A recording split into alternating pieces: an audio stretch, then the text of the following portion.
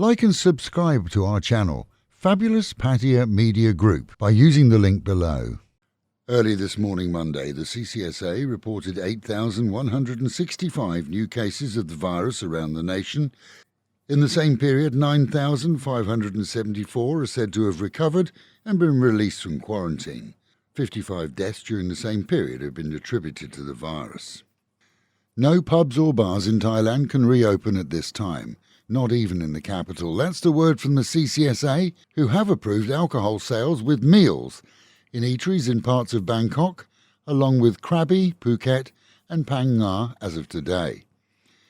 In the same bulletin, announcements were made that the numbers of the so-called dark red zones have been reduced to just 7: Chonburi, Tak, Nakhon Si Thammarat, Narithiwat, Pattaya, Yala and Songkhla, which are the only provinces now to have curfews set.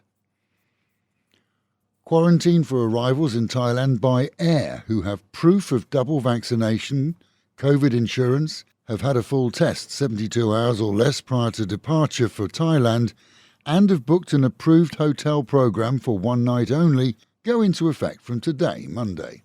Today also is set to see the new online processing database to be completed by tourists coming here prior to their departure. And we can expect that as an app and a website will see a huge amount of visitors over the coming days. So if at first you don't get through, keep trying if you need it.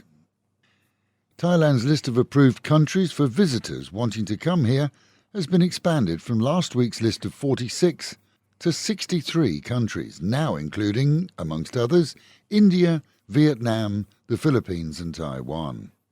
Most schools shut since April will reopen today to in-class teaching around the country. State schools for certain, and the majority of private schools who've done the job properly to qualify too. From now forward, virtual or online learning will be seen only as a stopgap in some cases and only reverted to in the case of an outbreak within a school. For parents, a godsend for sure, and for children who, in some cases, have not enjoyed much in the way of social interaction for months. The vaccination campaign for students aged 12 to 18 was introduced almost a month ago, and teaching staff, along with all school staff, are expected to comply with vaccination programs for their schools to qualify for reopening. Private schools are, in many cases, demanding students be tested and provide COVID clearance on day one. In other news, Saturday saw over 100 illegal immigrants caught along the Burmese border as operations there are hotted up by Thai troops, aware that for the most part the outbreak of COVID here was as a result of illegals working in businesses in Thailand. In many cases, Thai villagers are reporting sightings to the authorities, and village headsmen have been asked to assist.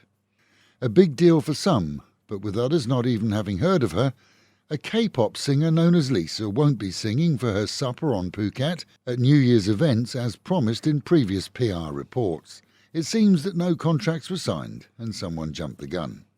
Meanwhile, at home and in our own province of Chonburi, 259 cases of the COVID virus were reported within a 24-hour period. 57 in Chonburi, 60 in Sriracha, just 51 in Banglamung including Pattaya, and 29 in Sattahip. In the same period, one death was attributed to the virus. What about us is the cry from most Pattaya tourism groups and food retailers, as the latest list for regions that will be allowed to sell alcohol in restaurants doesn't include Banglamung, or indeed any region of Chonburi. With restaurants now long reopened and the COVID numbers having dwindled to near insignificance in the tourist areas of our province, only Bangkok and a handful of southern islands, including Phuket, are on the booze with food list, with the Prime Minister having said that he hopes that in other regions they'll be allowed to sell alcohol in restaurants and other businesses, presumably clubs and the like, will be allowed to open too by the start of December. Once again, Pattaya's businesses have not received the green light, despite a massive operation to see locals and expats given free vaccinations, and in our region, the percentage of locals inoculated is higher than in most regions around the country. It's worth noting that the vast majority of new COVID cases in this province are within industrial areas and not those that serve tourism. So what can we look forward to in this alcohol-free city over the coming months?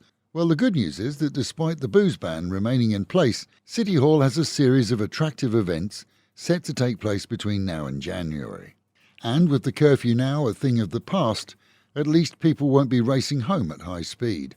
Reality is, though, that the news of no booze will drastically affect those restaurants who've opened to keep staff in work but have, for the most part, been operating on minute or non-existent margins, on the expectation of government and provincial support. In most restaurants, and indeed any form of eatery, the margin for alcohol sales is what makes it all tick, and the clocks have indeed been put back. As we approach Poppy Day this year, British Legion members have made poppies available at all good eateries in the region. Dropping spare change into the box will see all funds go to the Poppy Appeal and entitle you to wear your poppy with pride. And with the Met Office promising winter weather at night for sure, highs during the day of 30 dropping down to 25 and an overcast day with the promise of rain at some time. Local and national news today from Fabulous 103 FM and Fabulous Pattaya Media Group. And to get a notification every time we release another bulletin or programme,